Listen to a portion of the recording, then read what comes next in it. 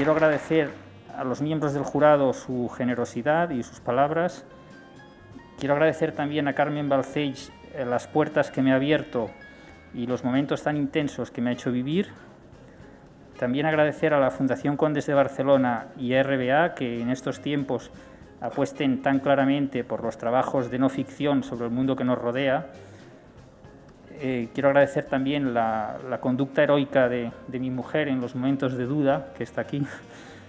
Y quiero tener también un recuerdo a las personas que se han ido, ¿no? Aquellos con los que hablé para este libro y que ya no podrán ver nunca en qué quedaron sus conversaciones conmigo.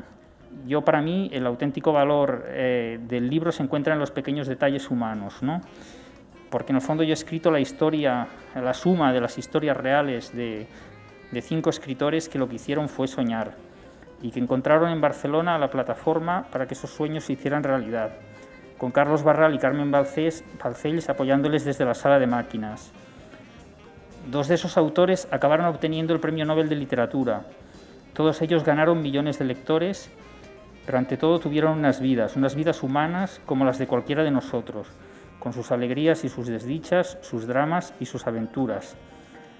Y en realidad, por eso, este es un libro, yo creo, que habla de la fortuna de todos nosotros, de la fuerza de la palabra para construir y mejorar la realidad, de la capacidad de una ciudad para hacer que en ella se dibuje el nuevo imaginario de un continente y, finalmente, de la capacidad de unos escritores y sus amigos para que esa historia que yo leí una vez en el cementerio que había al lado de mi instituto, en lugar de desaparecer, se me haya ido haciendo cada día más fuerte y más evocadora y me haya dado el impulso para escribir un reportaje de 1000 páginas.